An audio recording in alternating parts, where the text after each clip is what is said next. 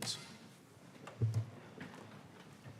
pledge allegiance to the flag of the United States of America and to the republic for which it stands, one nation, under God, indivisible, with liberty and justice for all.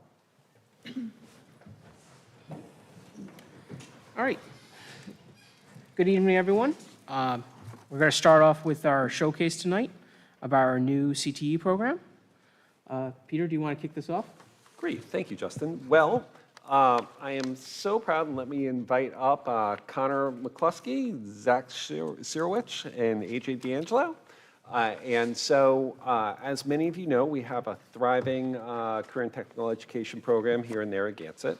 And we had the opportunity this spring to apply for a grant for innovative new CTE programs. And so Connor, who is our assistant principal at the high school, but also our CTE director, collaborated with AJ and Zach, and they came up with a marine professions CTE. And so they are going to talk a little bit with you tonight around what that means. And I will just say, you know, this has been years in the making.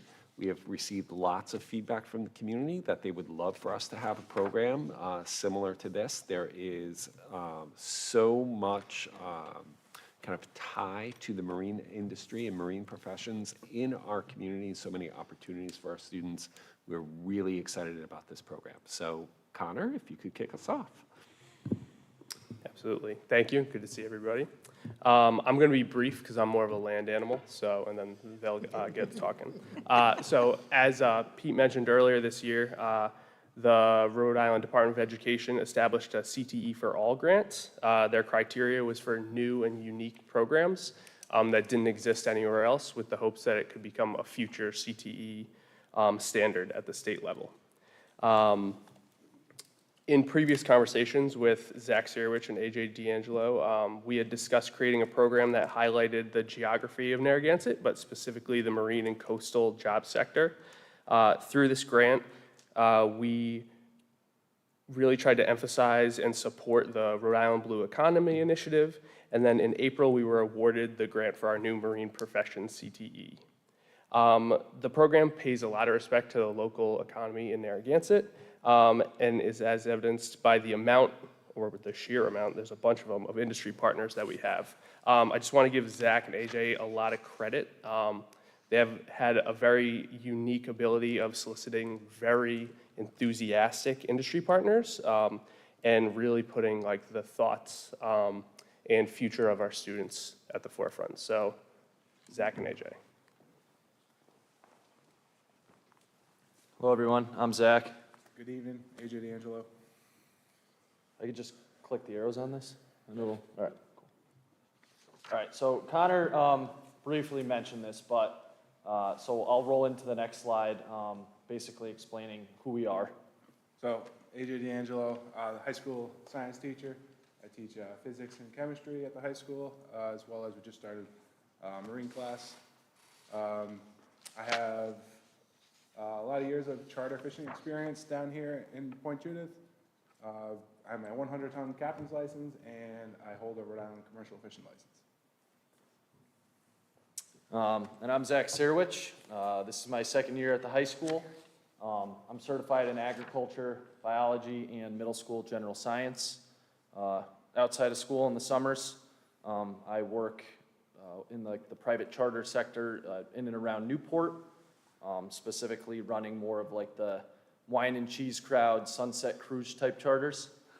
And I've worked in yacht management throughout New England, and I hold a 50-ton captain's license. So AJ and I were super pumped when Connor approached us about this idea, because being in the industry and being in very unique parts of the industry, working with people, we found that there's a need for young blood, for up-and-coming people in the industry who have experience to start off. And it's really hard to come by because you need to either grow up on the water or be surrounded by it at a young age. So this was the perfect opportunity to be able to create something like that. So when putting together our grant application, we used a lot of the tourism data for boating in Rhode Island. And here's some information put out by the Rhode Island Marine Trades Association, kind of highlighting the importance of the marine trades in Rhode Island. And if you, just a few points to make here, and it really highlights the name of our program. The trades are super, I guess you can say, a very big part of the blue economy, but also the hotel, lodging, fisheries, and aquaculture part. So we're trying to create that all around Jack or Jill of all trades student. When they leave the program, they can enter any of these specific fields and thrive. Yeah, and I already have some experience. So as Connor mentioned, and this was just a great work by him and the team, and he really spearheaded this one, so we're super appreciative of this. We received $250,000 for this, and it's a big chunk of change for this program, and it's going to do a lot early on. And I also want to point out, before we even received this grant, we were reaching out to industry partners and people who we've networked with throughout the years, and we were ready to start this thing prior to even getting this grant because of all the support we received from these partners. So this is just a bonus, and it's a big bonus here. Right. Zach, could you just mention some of the classes you're already teaching that are going to lead some students right into the CTE? Yep. So right now, I'm personally teaching a boater safety course, and this is in partnership with the DEM. We had roughly around 20 students take the course this year. It ended up being the whole year they took the course. We covered the basics of boating, and with the boater safety card, it's a lifetime certification, and that's all any recreational boater needs in the state. So everyone took the test at the end of, I would probably say at the end of April. I think the end of April was when I had it, and everyone passed. So it was a great thing. The kids were super psyched about it, and now they'll hold this safety card, whether they want to get their own recreational boat someday and enjoy it with their families, or they want to find a summer job where they might be able to work on an oyster farm or just in any other capacity, but they'll have this for the rest of their life, and it's a huge credential in the industry. And without even starting this program, we're already headed in the right direction, and there's a pretty big sign up for next year. So.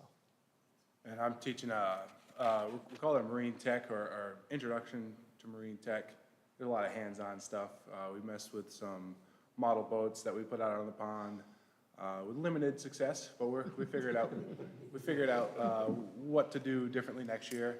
A lot of knot tying and exploring different careers that you could potentially have in the marine industry. Both of these courses are just semester courses that happen to run the entire year. So we don't have a lot of time with them, but we do get to see them once or twice a week. So this is, I guess we can say, probably one of the most proud things at this point that we've been able to gather and come up with. These are our industry partners. Some very familiar names here, some you might not know about, but with us being in different parts of the industry, we were able to put together a great group. So a few we want to highlight. I want to highlight Full Keel Marine, and they're one of the partners who, before we even got the grant, said, we're so happy you guys are able to come to us. The owner is Jonathan Mendez. They have a location in Wakefield, one in Exeter, and then one in Wickford. One in Wickford is on the water. Yep. And he already has a boat for us that he's willing to give us shop space to kind of refit with the kids. And he also said he's willing to give us a brand new Yamaha outboard motor. And he said he wants this to be a long-term partnership where he can have kids intern with his company. We can use the boat that he's giving us to either sell as a fundraiser and sort of repeat the process to just sustain funds after the grant is exhausted. And just, he's, I mean, he was He was so excited. just, there's a lot of people in the marine industry that you might not want to have around your students. And Jonathan, by far, is a good person, and his head and his heart in the right place. And we got to meet a lot of his employees as well, and they're all super appreciative of him, and so are we. And we're looking forward to working with him. He's super well. He's very knowledgeable about all the different certifications that students can gain. So when talking to him, he was really able to help us kind of get an idea of what's possible with these kids while we have them, what type of certifications they can earn. And we'll talk about that in a minute. Another one I want to highlight is Rhody Wild Sea Gardens. This is with the woman who owns it is Azure Sigler. Her son is in our school system. I don't know if she has any other kids, but her son's Atlas is a freshman. And when she heard about this, and she actually approached us at an open house saying like, oh, I hear you're offering these classes. This is great. These are some of the resources I'd love to offer you guys. She owns, it's an oyster farm as well as a sugar kelp farm. But also she works for the URI aquaculture extension. So we have sort of a bridge right into the post-secondary side of things too, because realistically, not all students are going to want to graduate this program and go right into the trades, but they may be interested in higher education. And I mean, what better spot than URI right there with the School of Oceanography and the Bay campus. Another current partner with DEM, Rhode Island DEM, they actually came to the school and gave the test for the Zach's Boater Safety license. And it's great to have officers in uniform around students, so they get comfortable with them. They're not the bad guys. But also spoke with the captain of the research vessels they have 2 research vessels in Rhode Island in the spring and in the fall. One of them is held here in Point Judith. In the summertime, they're up in the bay. But every week they're out there collecting samples, doing surveys, and they have samples that go to URI for aging. They have samples that go to Johnson & Wales for mercury testing, and they have a lot that happens off the water, but as well as on the water. So it's a real opportunity for kids to get out there, kind of doing the work that the professionals are doing. So really looking forward to that potential partnership on the fisheries side of our program. And then the last one I want to highlight that sort of sets the standard for all this is the American Boat and Yacht Council. They're the industry standard when it comes to marine tech or other marine-related careers, but also they have a very strong presence in high schools throughout the country, and they set a high school standard as well. So all of our courses and everything will be backed by a national standard. And then there's a few others that aren't on here, but every time we reached out to someone, we were welcomed with open arms, and everyone wants to get involved. We haven't had a single no yet, so it's really exciting. So this is a sort of a working course sequence here, but this is what we hope to sort of set up for kids enrolled in our CTE program. Now, if you look at this flow chart here, so freshman year would be the top row. All students who enter the program will take the boat safety class, what is being offered right now, and we plan to sort of incorporate AJ's sort of Marine 1 class. That way, all students in the program get the boater safety credential right away freshman year. And you can take this, it doesn't matter your age. I'm pretty sure I got it when I was 9.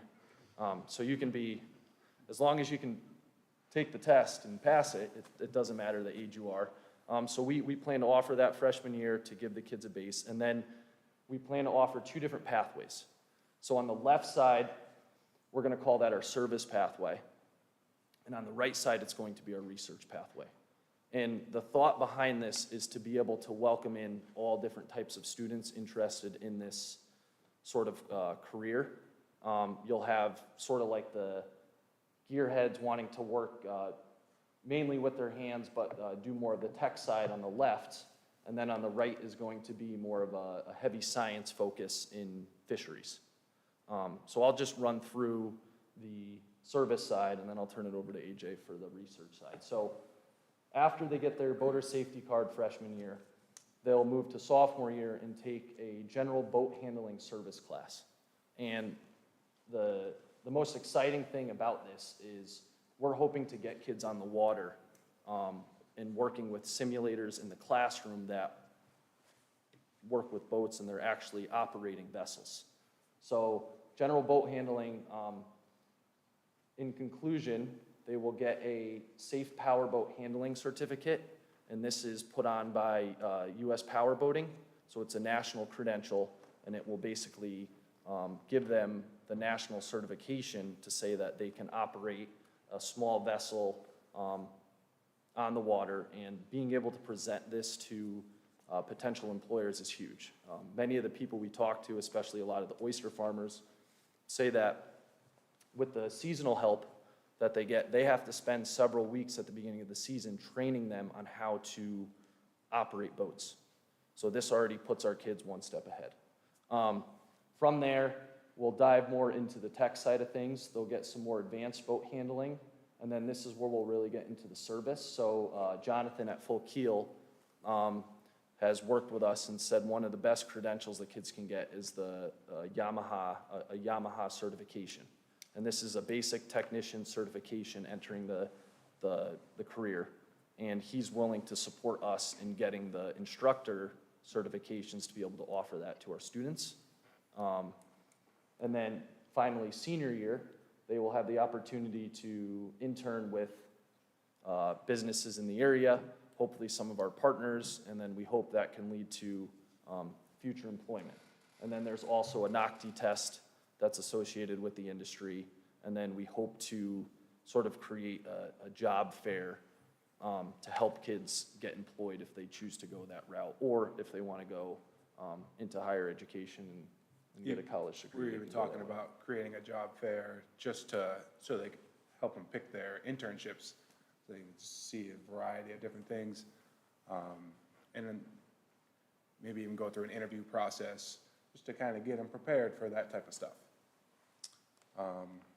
So on the fishery side, again, all students will start off with that first course of boat safety, Marine 1. And if you're thinking more, you want to get your hands on some critters from the ocean, you're looking to go to that right side. So that first class, we found a course offered by URI. It's called Food from the Sea. And with that course, they'll earn a seafood safety certificate. And it seems like a really good place to start, and especially to have that relationship with URI could be absolutely crucial for this type of stuff. And it's really important that whether you're a scientist or a service technician, that you're comfortable on a boat and being able to drive a boat. So they will also take that general boat handling class, but instead of getting into a little bit of the service stuff, we'll dive into more of the research. So some of our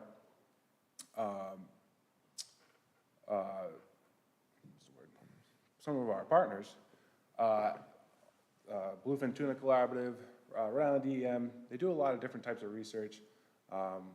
Last summer, we got involved on our boat doing bluefin tuna genetic sampling and collecting all that data.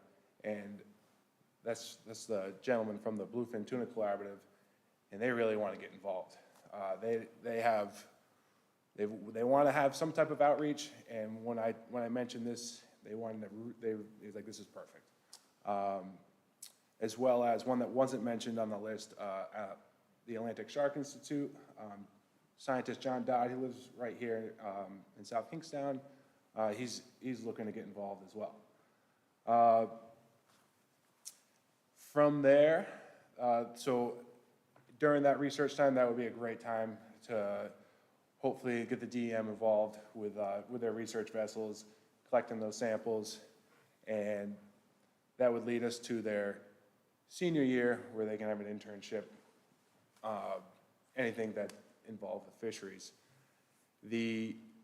You'll notice the certifications and badges there's a lot to pick from in the service world, but in the fisheries part, I only have the one up there so far, along with the Safe Powerboat certificate, because there's not really as many certifications. So I reached out to some of the partners to try to, is there anything available for a high school student to get a certification? And then I'm still waiting to hear back on that. But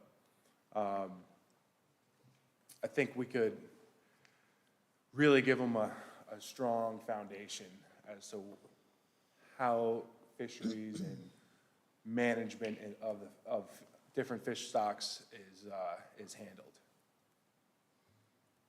And then this is something we also want to highlight, the possibility of internships. So in the end, with career tech education, our focus is employability skills. Even if kids go through the program and they don't want to do anything in this job field, we still want them to be able to be employable, enter any sort of career field, and have those employability skills. So we plan on doing resume building with them, interview practice, giving them work experience, just being able to work underneath somebody and just be in a workplace. As mentioned before, internships with industry partners and local businesses. This will be a very reflective practice. We plan to be on site for these internships, and we plan to supervise kids and work directly with those industry partners. And then, as AJ mentioned, having that sort of job fair for our internships at our school to then help the kids be placed appropriately for their interests and their needs. One thing I didn't mention yet, if we jump back a slide, the general boat handling, advanced boat handling, any field trips they take on boats, once they turn 16 years old, they can start accruing hours. They call it sea time hours. You got to have 350 hours to even apply for your captain's license. And earning a captain's license is one of the greatest credentials you can get in the marine industry. Opens a lot of doors. If the hardest thing for someone to get their sea time, well, the hardest thing for someone that wants to get the captain's license is earning sea time. 350 hours, that's a lot of hours. If you have a full-time job or you're going to school, you really are going to struggle to get those hours. So usually, a lot of times people gain these hours because their family's involved, or you just find a way to get on the water. So in order for the opportunity for students to gain, potentially 100 or more hours while in high school, they have that head start on earning their captain's license. So rather than it taking 3, 4, 5 years to earn all that sea time, they're already going to be halfway there when they graduate high school. Yeah, and that's where we're at now, and we're excited to continue to build this thing and get students enrolled. So thank you. Any questions?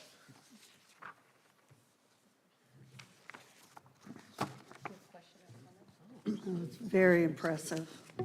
Very excited for this. Yes, this sounds great. Thank you so much for presenting.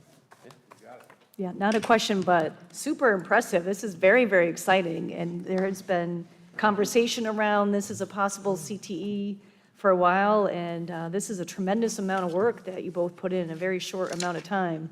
So really, really excited about this. Looking forward to Lauren promoting this, and really appreciate you guys taking the time to come to not only the school committee, but to the town council as well, to share this information. So thank you, guys. Thank you. The course that you mentioned that you're partnering with URI, will our students get articulated URI credit if they take that course? I am not sure yet, but we do that already, correct, with some courses? Dual enrollment? Yeah, we do it with other courses in other areas. We've reached out to them. We haven't heard back yet. The goal is to get dual enrollment credit, though. Okay. At minimum, we hope to be able to mirror their curriculum just because they really tackle fisheries in New England. And after going through it, we were like, wow, this is a great starting point for us. So.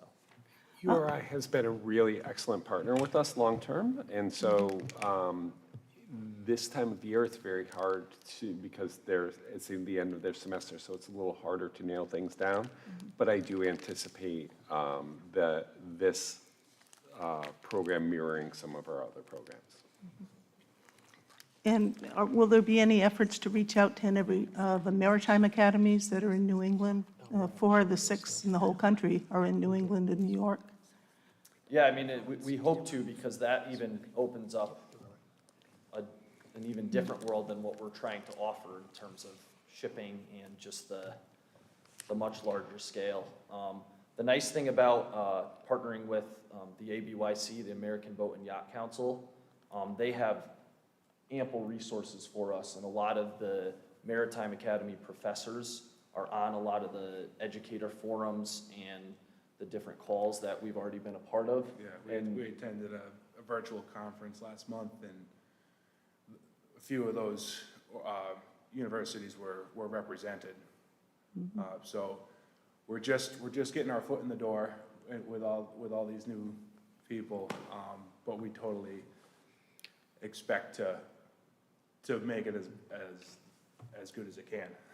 So they are going to, Connor, Zach, and AJ are going to go visit 2 maritime programs in Connecticut where we have some connections. And so they're going to go to the Marine Science High School in Groton and also to the Aquaculture School in Bridgeport. And so study their programs, learn from what they've been doing. Both those programs are about a decade old.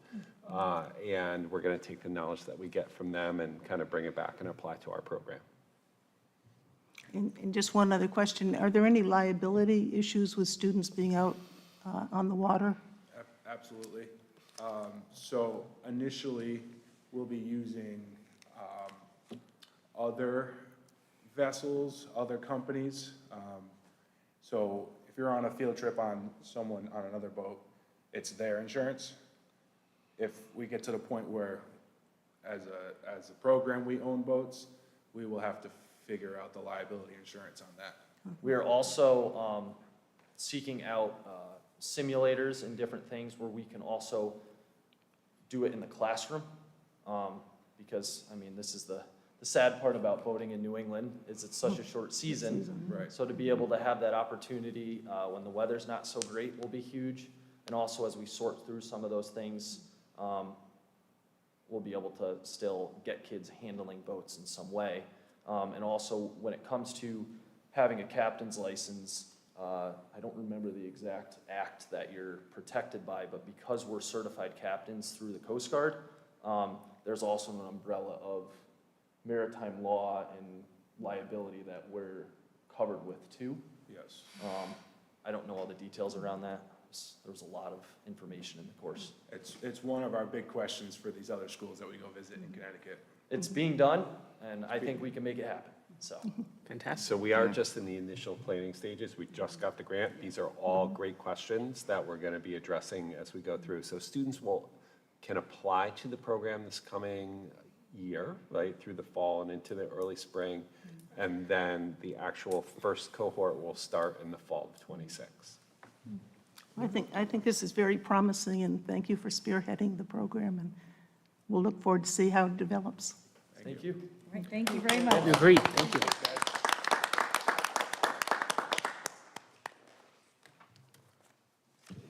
Okay, so we are moving on. And is there a motion to seal the executive session minutes from tonight? So moved? Second. All in favor? Aye. Aye. Motion passes 5-0.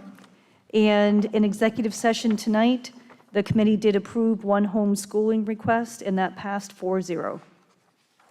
It's now time for open forum. Is there anyone that would like to speak? Okay, we are moving on to our oral reports, and we'll start with the school committee. Do any school committee members have a report to give? Just a brief Diane, one. On Saturday, May 3rd, David and I attended the Rhode Island Association of School Committees annual meeting. and it was at the Crown Plaza up in Warwick. And the theme for this annual meeting this year was Essential Knowledge for Efficient Governance. I'll Go add ahead. that Yeah, sure. Diane was recognized at that meeting for achieving, was it 50 hours or 100 hours? 150 hours, sorry, 150 hours of continuous education. So that's quite an achievement, and we're lucky to have her. Thank you. Congratulations, Diane, and I'm glad that both of you could attend that annual meeting. That's exciting. That's a lot of hours. Holy cow. That's great. Does anyone else have a subcommittee report to give? I will let you if you. Nope, I'm good. Thank you. So the Special Ed Advisory Board had a spring fling on the 14th, and they had a great turnout planting. Everybody got to come and plant little pots and have the refreshments and everything, and that was well attended. I ended up having a conflict, so I couldn't go, but spearheaded by Michelle and Jill, everybody had a fabulous time, so that was very well attended, so. And they had tons of food and Dells, because I know the kids love that.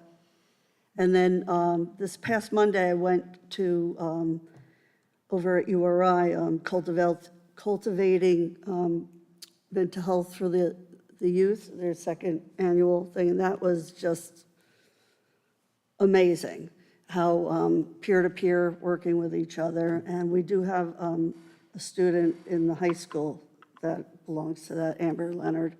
So, and how the students and the teachers from URI and different parents all speak and get together. So that was just wonderful. All right, thank you, CJ. All right, we are on to the student report. Marco. Great. Good evening and happy May. We are in a extremely busy time of year in our Narragansett community. So every day has just been really jam-packed with planning for activities, finishing AP exams, and final exams and final projects. So the seniors are definitely, and everybody are really looking forward to finishing their year strong. So one thing that I thought would be of interest to the school committee is our students in civics and our senior project classes are working on legacy projects focused on local issues in South County, including Narragansett, Jamestown, SK. So students were encouraged to explore the topics that were relevant in their communities if they wanted to look into some of those, allowing students in like our CTE programs if they wanted to look into like RCTEs or even non-school, like my group did the some of the short-term rental ordinances that are going around town right now. So it was really interesting to interview some town council members about that situation. So just thought that would be of interest to you. Our cell phone policy committee has finished our meetings and we're now reviewing our final policy as an agenda item that's coming up. So I really just appreciated the efforts from the administration and committee members, especially Mr. Fiore, Mr. McCloskey, the chair, and Dr. Cummings, for their efforts to just really find a common ground and just hear different voices throughout the district. I really enjoyed putting a lot of work into this topic. And while it's been an absolute honor serving as the student liaison to the school committee, with my upcoming departure to URI, Mr. McCloskey has initiated the process for selecting a new student representative. So that application was sent out with a presentation outlining like the position's purpose, the guidelines, the requirements, and they will start doing interviews this week with administration and eventually, I believe, a school committee member, if I'm correct, yes? And they wanted to do it after the AP exam week, so I'm looking forward to letting you know the results because we actually have a large number of juniors who have applied for the position, Mr. Fiore told me today. So I'd say only bump in the road this month was we had to finish the yearbook and some things got a little bit tight because normally in years past, the athletic department had a hired photographer where they would take care of all the spring photos. But with that position gone, it fell to the digital media production students to take the important task, and they really did a great job of putting everything together and getting that hands-on experience. We just had a little bit of a tough time with a tight deadline to manage to include every single photo, and reaching out to our busy students and our busy athletic department. It just got really tight, so hopefully next year we can learn from the experience and create a more organized process for years to come. And as you see, I collected some data on the senior project experience with the new timeline as promised. I tried to keep it really brief for such a busy time, so hopefully you can take a look at it. And finally, we had decision day on May 1st for our seniors, whether they're going off to a college, the military, a trade school, or other post-graduation plans. It was just a really fun day with participation, photos. The staff also wore their college t-shirts, and on the track, we had an outdoor assembly during advisory, and we all got to take pictures together. And huge shout out to the class of 2025 and the council who gave every single senior a superlative, which was really nice. And they actually gave us like Burger King crowns with the superlative on it, so it was really cool. Like they had all the unique titles: coolest car, best smile. I was really honored to receive the most school spirit award that the students selected me for. So just again, I encourage you to take a look at the list I provided for you of everybody's post-secondary plans. And shout out to Ms. Ruggiero, who's just doing a great job putting together all of our senior spotlights on our district social media page. So I will see you all at graduation. Absolutely. Well done. Fabulous. Do you have a question or comment, Diane? Yeah, I just wanted to thank you for gathering all the information on the post-secondary plans. That's something I'm always interested in looking at, and appreciate you doing that. And then I had just one quick question. Over on May 23rd, the juniors had an in-school field trip. Do you know what that was about? So that's actually going to be this Friday. They have an in-school field trip where I believe junior year they're required, their final like exam project is an oral history project where they choose a topic, and part of that project is interviewing a veteran. So Mr. Cannon, one of our history department chairpersons, does a really good job of putting all of those people together, gathering them from the community, and the students spend the first 3 blocks of the day, the Friday before Memorial Day weekend, getting actual interviews with veterans and their experiences, and all of that stuff. I don't exactly remember all about the project, as that was June of last year, but I remember it being just a really cool experience on like this is what Memorial Day weekend is about, and it was just really cool to interview a number of veterans, so very nice. That's amazing. And congratulations on being the School Spirit Award. I can't imagine anybody better suited to it. Yeah, so you were spotlighted today on social media also for URI you picked? Yes, Yes, yes. congratulations. So Miss Ruggiero does a good job with that, so. I'm gonna miss you. I just want to apologize. I'm on with Michelle Kershaw on the Recreation Board, and I had that also. It was Melissa Denton that did that, and I said Michelle earlier. I apologize. I was with Michelle a lot, so Melissa and Jill did the special ed spring fling. And Marco, I just want to echo what Dr. Noble said. This is one of my most favorite reports of yours, because they're always good and succinct and informative, but really taking the time to include those post-secondary plans. We've never gotten a comprehensive list before of what kids are doing, so I think this is great, and I really like it, and you went out with a bang, and you're going to certainly, you've set the bar very high. So it will be tough shoes to follow, but I'm really excited that you've got the expectations in the bar here. I'm glad that people still applied after they saw, they're like, wow, I don't know how I'll follow Marco. But you did a great job. We're Thank going to you. miss you.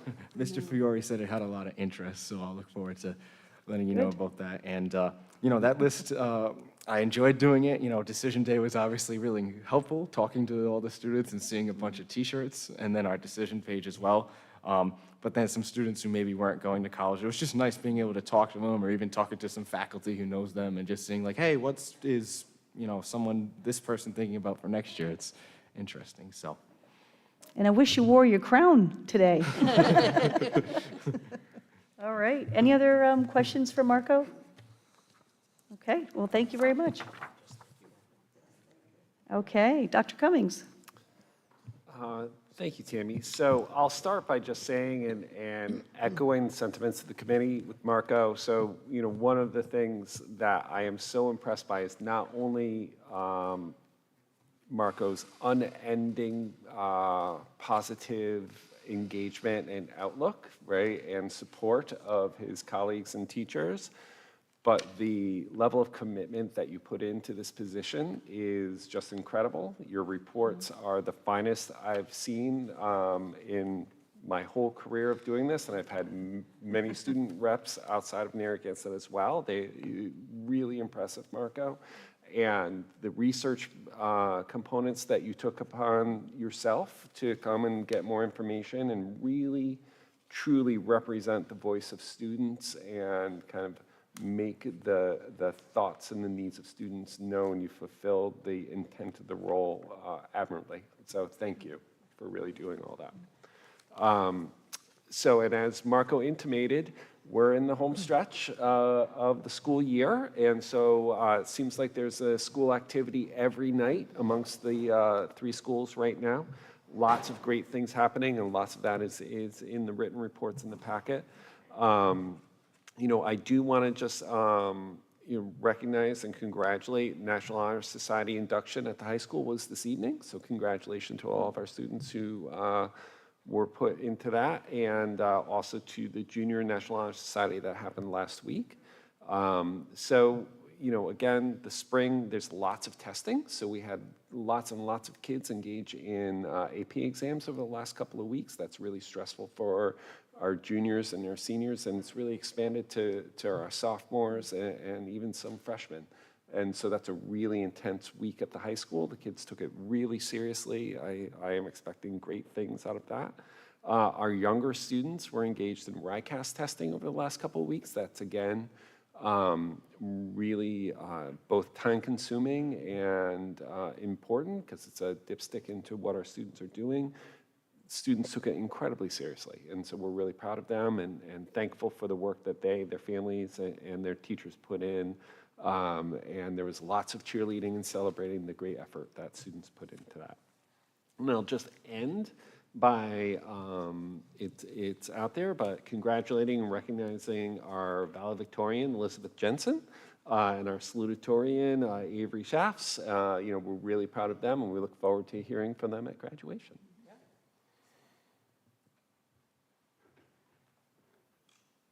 Great, thank you. Any questions for Dr. Cummings? Okay, thank you. All right, so we will move on to consent agenda. Is there a motion to accept the recommendation of the superintendent to approve consent agenda items CA1B, CA2A, CA2B, and CA2C? Second.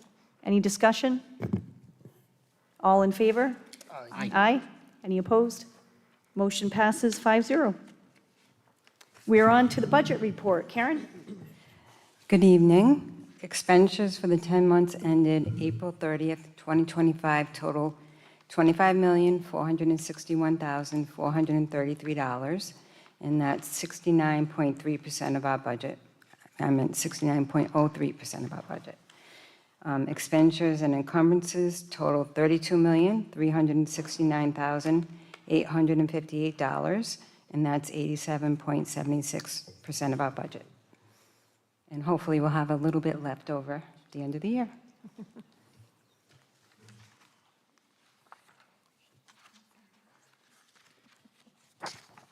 Any questions for Karen? Okay, thank you. So we're on to school committee business. Item number 1, is there a motion to accept the recommendation of the superintendent to approve the teacher contract for 2025 through 2028? So moved. Second. Discussion.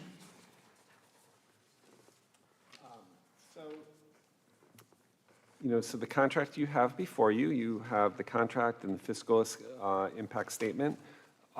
So first of all, I'd like to thank our Teachers Association and their leadership group. We engaged in, I think, productive, thoughtful, and cordial, and quite honestly, mutually beneficial negotiations to make sure that, one, we're serving the community well, making sure we have the best and kind of highest achieving school system that we can have that is still fiscally responsible.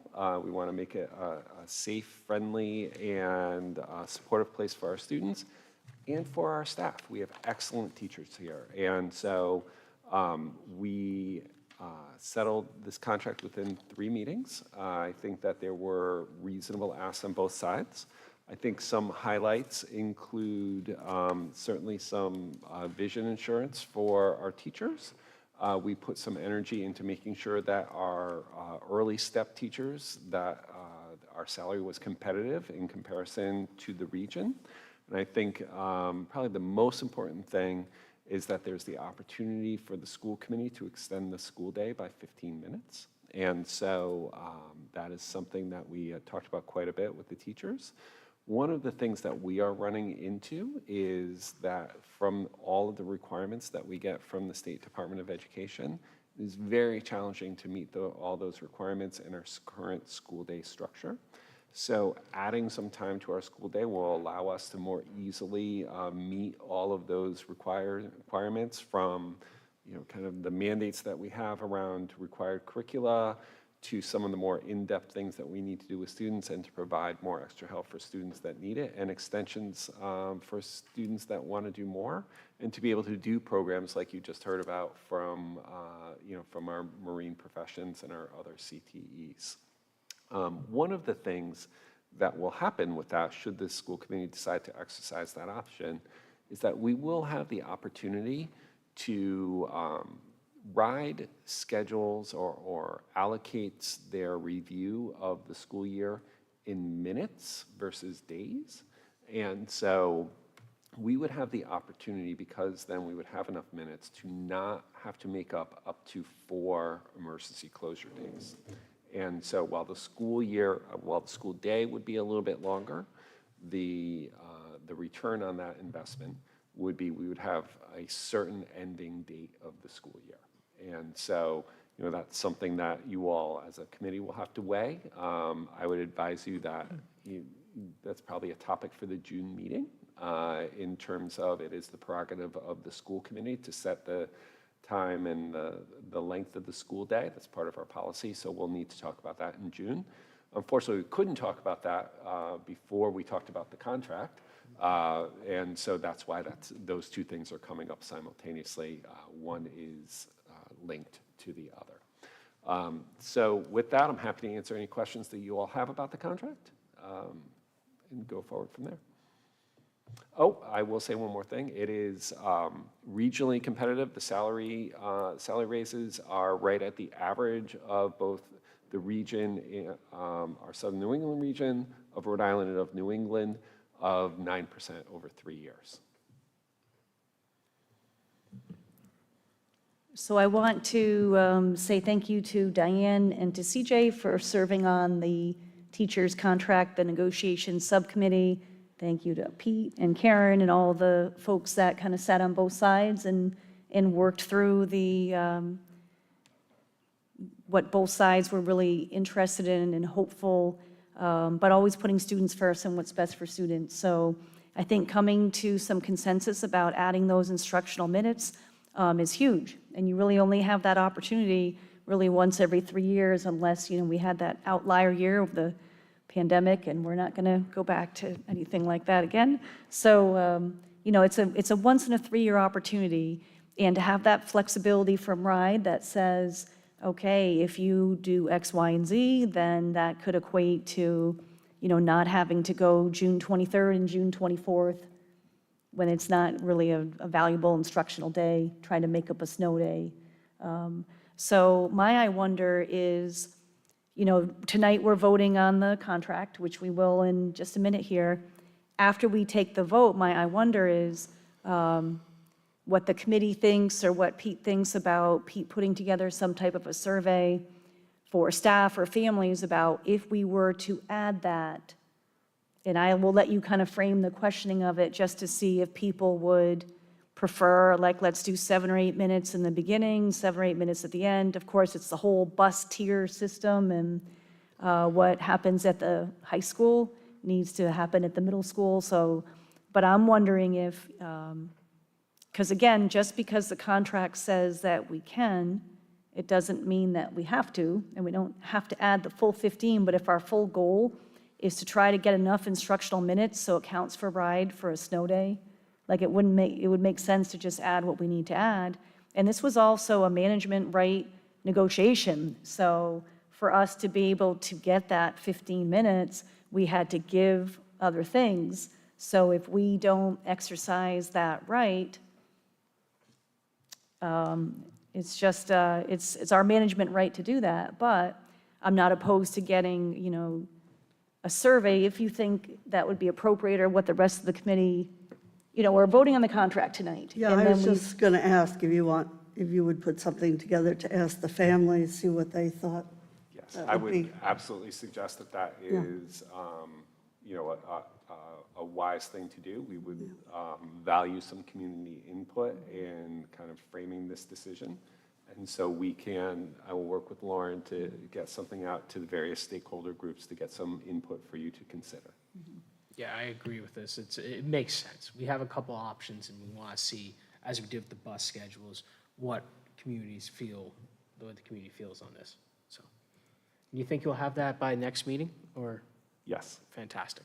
So would this be a voting item at the June meeting, whether to change the start and end time at the Correct. schools? And it would go into effect this September? Correct. Okay, yeah, I mean, if it's going to go for launch for this September, we have to let families and staff know by June. Yes. Okay. Okay. But, you know, very pleased with the teacher's contract. I think it's fair. I think it puts the needs of students first.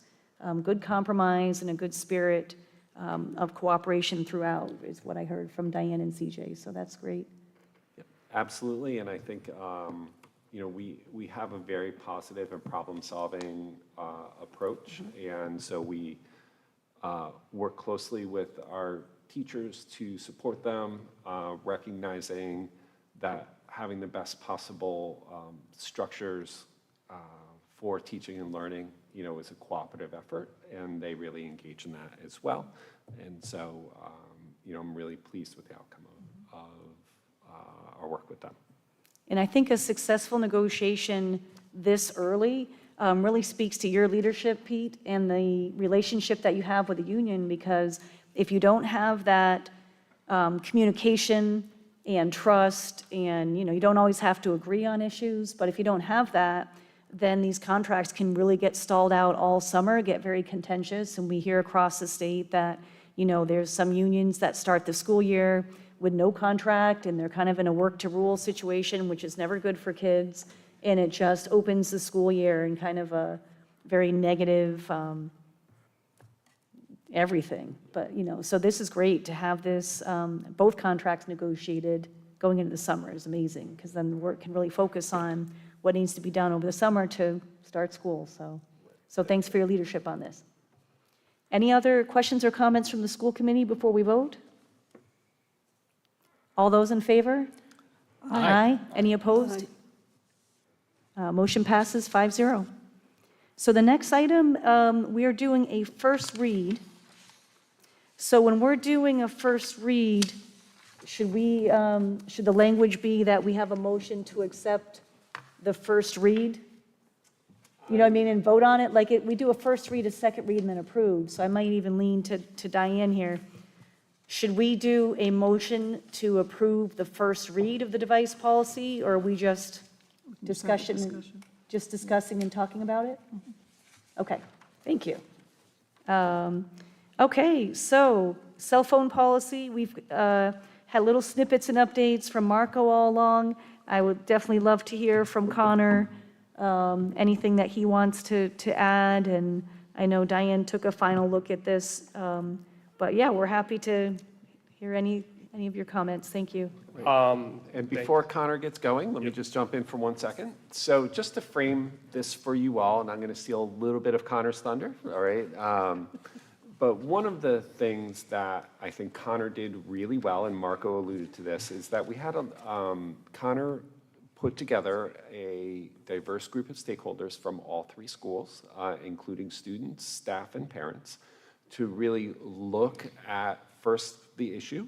Second of all, what other policies look like across the region and across the country. And then third, throughout this, just to make it extra complicated, the legislature was considering some state laws around the same issue. And so Connor did a tremendous job of navigating all of those different inputs. What you see here is really the consensus of all those different pieces. And so, but ultimately, it is the choice of the committee on how and what to do with the policy, right? So this is really the recommendation of the committee. It is your purview to make whatever changes that you would like. And, we have also had some updates since we've gotten this final draft to some of the legislation that I know Connor will refer to that is coming out of the State House that may cause us to think about some different pieces of this so that we are in full alignment with that legislation when it gets approved. I know it's passed the Senate. I think it's still under consideration at the House. Yes. Perfect, thank you. So as Pete mentioned, we had a very diverse group of stakeholders on this committee. We had over 30 people who participated. The first meeting was on March 31st, where we met and we looked at different policies from around the state and around the country. Those policies really ranged in levels of restriction on cell phone use. We then broke into different groups, and we had each group create their ideal policy. Between the first and second meeting, I then looked at those to find common ground, and I drafted a recommendation to put forward to the school committee for a policy. The second meeting was everyone got a chance to edit what I had created and give their input on what they believed we should do. And the third meeting, which was virtual, was held just to vote on what was drafted. So the voting happened between May 12th and May 14th, and the proposal that went forward to you was approved with 90% approval. The 3 people that were not in favor of it, it was more about language around whether or not teachers should take the cell phone from the student. All 3 agreed that they thought the language was a little strong there.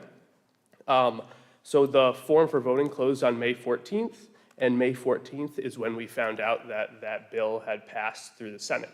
So the timing was really not ideal because ultimately the agreement or the recommendation that you see here was kind of progressive implementation with students having some freedom with cell phone usage at lunchtime, things like that at the high school level.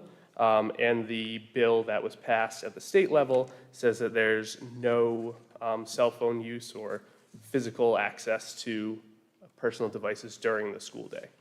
The last thing was me and Chris have spoken about this quite a bit, and we just wanted to mention that we're fully in support of abiding by the regulations coming out of the State House, and that's kind of where we are right now. So I have some questions and then a lot of comments. Okay. So at first glance, I like that it's very succinct and very clear and very direct. One of my I wonders is, why don't we have the same exact language at every school? So when I look at, if I was drafting this, like just myself, not in a committee of 30 that met 3 times, I would look at, what is it that we're trying to achieve through this policy? We don't want cell phones to be a distraction to learning. We want students to be able to access technology, and so we give every kid a laptop. So we spend a lot of money to give students, we're a one-to-one school district here.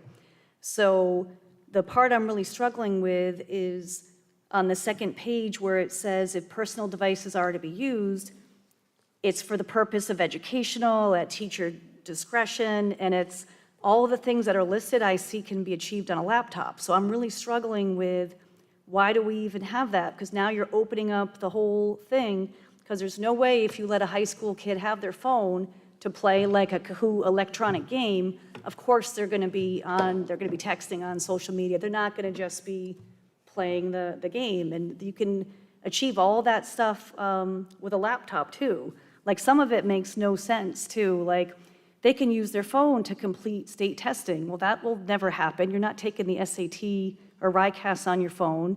Even like a local assessment, like the screeners and like the end, like what you would use your laptop. So the whole the educational purposes makes no sense to me. Like why are we saying they can use it for a lesson or for an activity or for doing a quiz or doing a test? Like, and even for the accommodations for students with disabilities, most of those accommodations are going to come from a laptop. So if they're using a word prediction software or a text-to-speech or a spell check, like they're not going to be able to access that stuff on their cell phone. What they need is their laptop and headphones and all of those readability, software and stuff like that.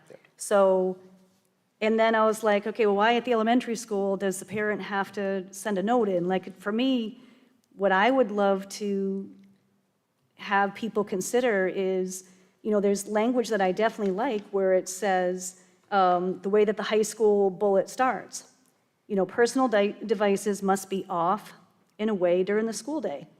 If you look at the second paragraph with the peer school, if personal devices are brought to school, the device must be off, put away in the locker for the duration of the day. Devices can't be used anytime during passing time, lunch, or recess. I absolutely support the medical language. And, like a paragraph that say personal devices can be used for medical reasons, and that includes, et cetera, because there's students that check their blood sugar for their diabetes and different medical things. So absolutely, I have no problem at all to have some language in there. Personal devices may be used for medical reasons, per a doctor's note, nurse-directed action. Like, I have no problem at all with that. And then again, when it's, if the kids are, so now if you have this really tight policy that they're off and they're away. Off and put away is in their locker and their backpack. It's not out on their desk, it's not in their hand, it's off and put away. And then if it's very clear at all three schools, they are to be off and put away. Now, if a student has it, then you can come up with your progressive discipline, and you can put that wherever you want in the handbook, where it's a warning. The second time it is a conference with the student and a phone call home. The third time is the administrator keeps it for the rest of the day. The student can pick it up. The fourth time is the administrator takes it and then the mommy has to come to school, like a whole progressive thing. I think it's a bad idea to allow teachers to take a phone. I think that's a terrible idea. These are like $1,500 to $2,000 devices. So if a teacher takes the phone because the kid's using it and they put it in their desk and it's not locked and the next period that phone's gone, like I think that's a terrible idea. I have no problem with, through that progressive discipline, if that needs to be stored in the locked, main office, and then they're allowed to get that at the end of the day. So my biggest thing that I'm struggling with is, if we didn't have laptops, sure, there's access to the internet opens up a whole new thing.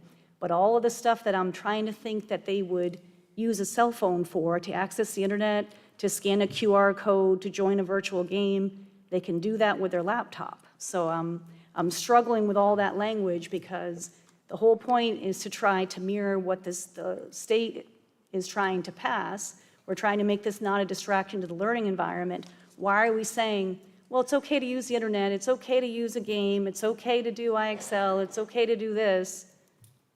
Why are we, it doesn't make sense to me. So I'm so it confused. was written before we got the state language, so I'd like to emphasize that. But I think what the committee liked about that part of the language was they were trying to make it reflect some of the practices that are currently happening in school.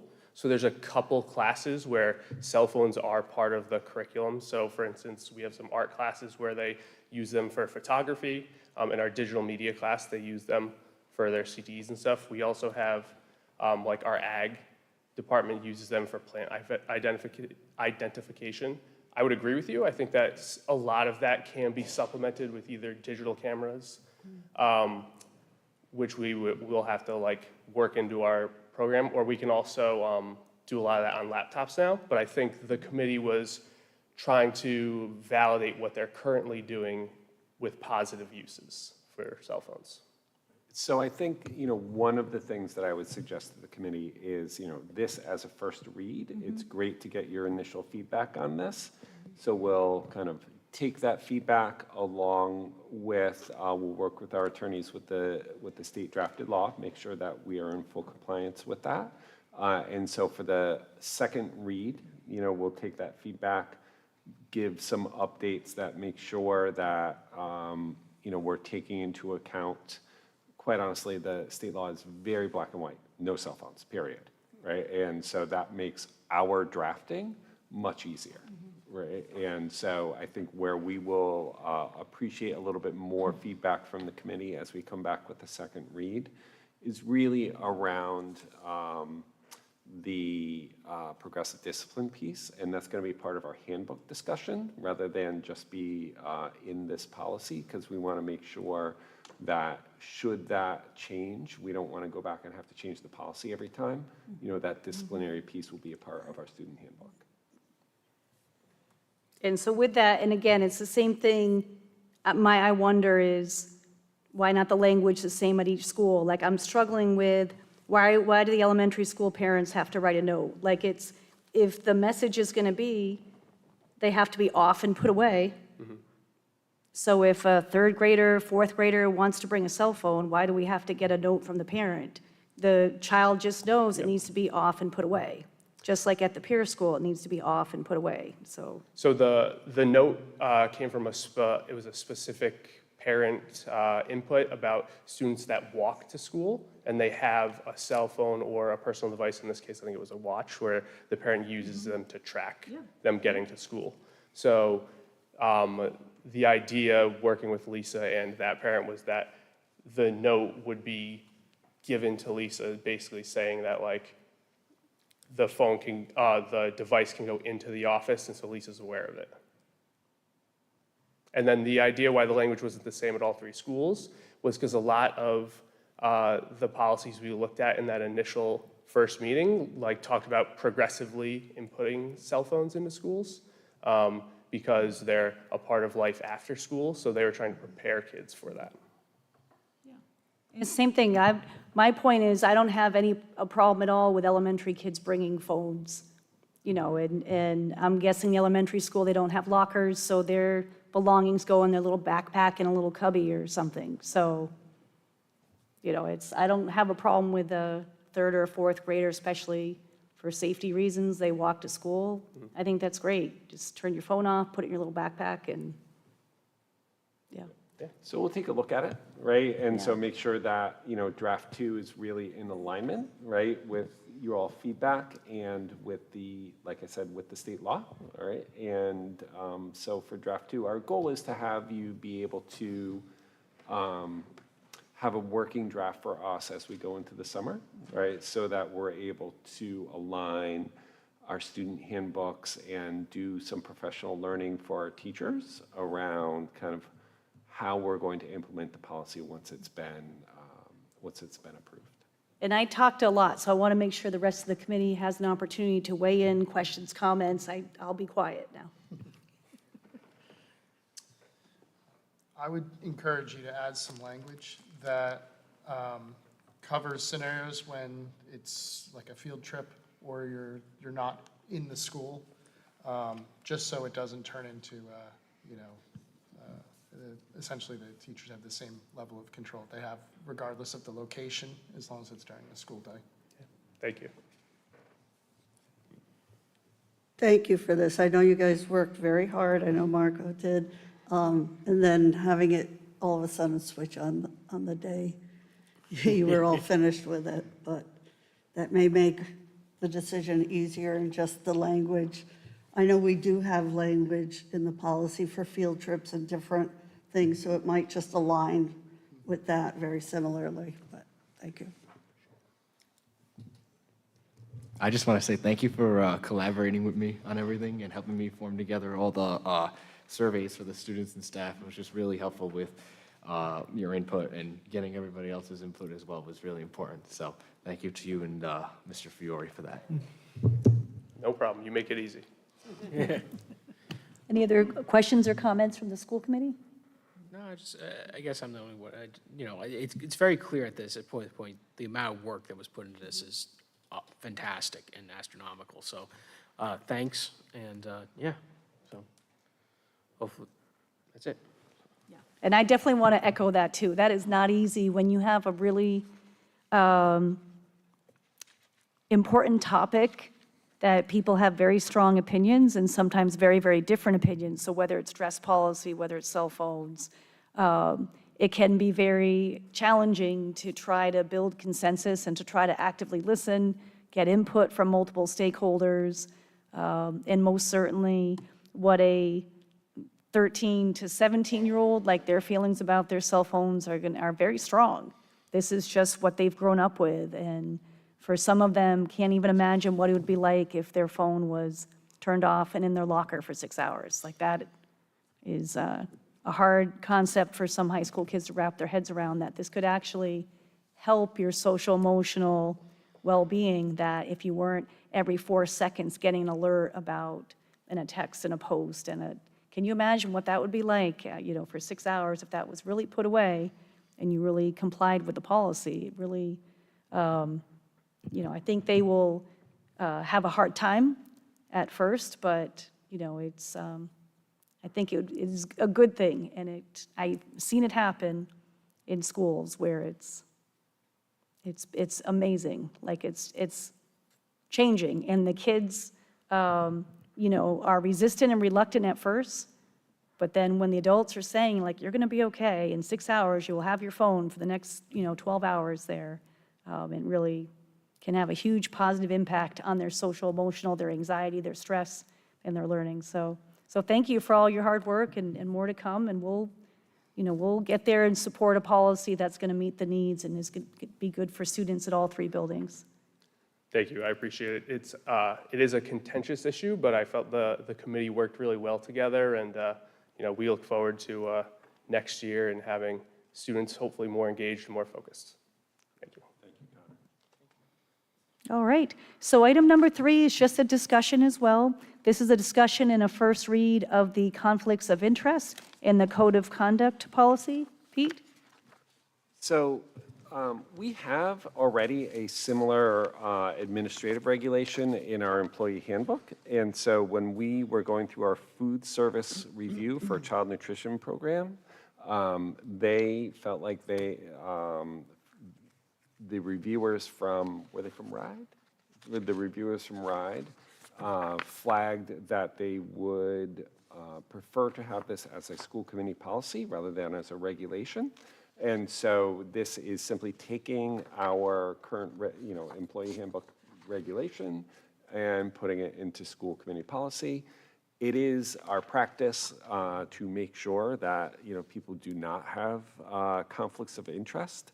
And so, this is really just best financial practices to ensure that there is, an untoward relationship between someone who is, signing contracts and someone who is offering a contract, which is what we do anyway.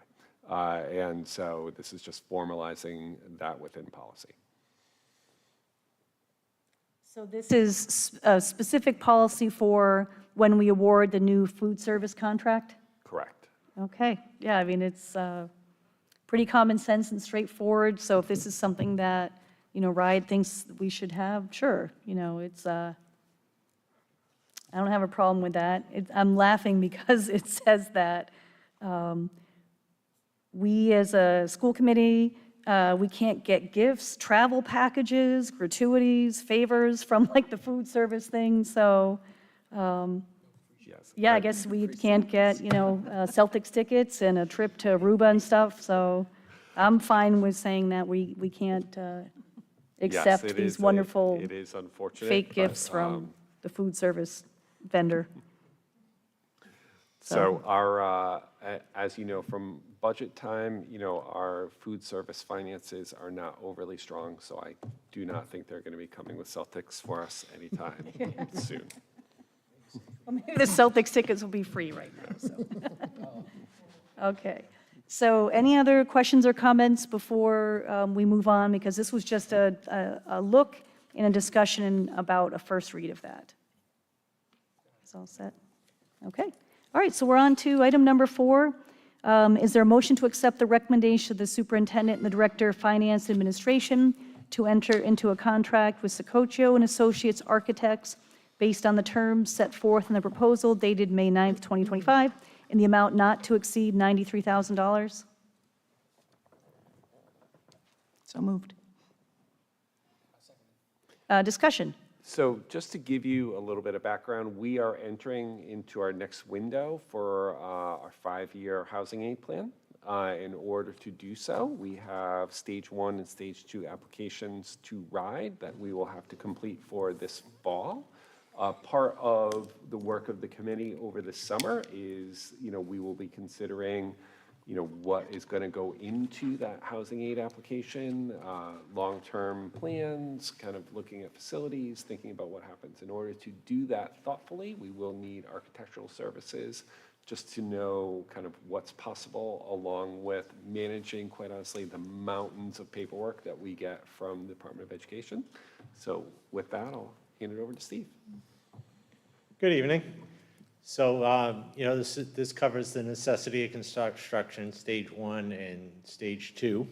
The help with preliminary needs assessments for the next 5 years, and association with a report that's due from the state on facility conditions that was done earlier this year. And then the stage 2 is the application in the development of solutions to what we're looking to do, not schematic, but basic design ideas and cost estimates would be included in that. Right. So Secoccio, this is who we're working with currently, right? And so they worked with us, for example, on the design of the new auditorium, right? Some of the other major projects that we've had over the last few years. So Steve does a great job in working with them closely.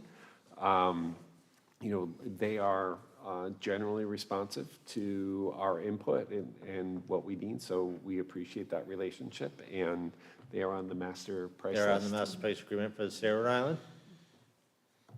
And it sounds like it worked well for them in the past, so. Indeed. And so, again, we are a small district. There is a special kind of art to understanding the needs of a small district, and with the since they are on the master price list, we know that they are kind of keeping true to what the generalized cost is across the state. And since we do have an ongoing kind of working relationship with them, it does allow us to continue in the pattern that we've been doing in terms of making sure our projects are being completed in a timely way within the budget, and with the right oversight. Steve does a great job of communicating often and thoroughly with Secoccio, and so I would recommend this to you. Yeah, and I really appreciate your leadership, Steve, with your whole long-term planning, protecting and maintaining the district's assets. It's impressive, and if you're comfortable with the team you've been working with, I support that, and we really appreciate your leadership. And again, it's all long-term planning with Pete and with Karen too, but if you're comfortable with this team that we've been working with, I'm comfortable as well, because all the projects that you help to oversee have been, on time, on budget, under budget, so great job. I'm happy to work with them. Okay. Any other questions or comments before we vote? All those in favor? Aye. Aye. Any opposed? Motion passes 5-0. Thank you. Thank you, have a good night. Good night. Good night. On to number 5, is there a motion to accept the recommendation of the superintendent and the director of finance and administration to approve the contract for the position of assistant principal of Narragansett High School for 2025 to 2028? So moved. Second. Any discussion? All those in favor? Aye. Aye. Any opposed? Motion passes 5-0. And I just want to compliment and commend our Narragansett High School Assistant Principal for your leadership, your presentations, your sharing of information. We've been so impressed. Dr. Cummings speaks very highly of you, as does the principal, so we're delighted to renew your contract for another 3 years. So thank you for your leadership. Okay. So we're on to number 6. Is there a motion to accept the recommendation of the superintendent and the director of finance and administration to approve the contract for the position of director of technology for 2025 to 2028? So moved. Second. Any discussion? All those in favor? Aye. Any opposed? Motion passes 5-0. I will say that I won't kind of repeat myself for like the next 6 times, but we are delighted and feel fortunate for all these contracts that we're moving forward tonight. I know I can speak for the full committee and all the contracts were discussed in the executive session. We're really pleased with the leadership team that we have, and we value the people whose contracts that we are approving tonight. So kind of thank you for everyone for like the next 5 people we're going to be voting on. But thank you. All right, so on to number 7. Is there a motion to accept the recommendation of the superintendent and the director of finance and administration to approve the contract for the position of assistant director of technology for 2025 to 2028? So moved. Second. Any discussion? All those in favor? Aye. Any opposed? Motion passes 5-0. On to number 8. Is there a motion to accept the recommendation of the superintendent and the director of finance and administration to approve the contract for the position of communications and administrative services manager for 2025 to 2028? So moved. Second. Any discussion? All those in favor? Aye. Aye. Any opposed? All right, motion passes 5-0. Very good, yay. Moving on to number 9, is there a motion to accept the recommendation of the superintendent and the director of finance and administration to approve the contract for the position of NPS Technology Support Specialist for 2025 to 2027? So moved. Second. Discussion? All those in favor? Aye. Any opposed?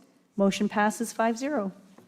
Item number 10, is there a motion to accept the recommendation of the superintendent and the director of finance and administration to approve the contract for the position of NES Technology Support Specialist 2025 to 2027? So moved. Second. Discussion? All those in favor?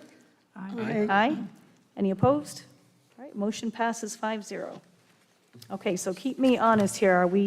I didn't miss anything, right? We're on the communications? Okay, good. It's going a little fast at the end. I didn't want to miss anything. Are there any communications that anyone wants to mention? Okay. I don't know if that's the right time, if it's getting close to 8:30. I don't have my phone out. Is there a motion to adjourn at 8:27? Motion to adjourn. So moved. Second. All right, all in favor? Aye.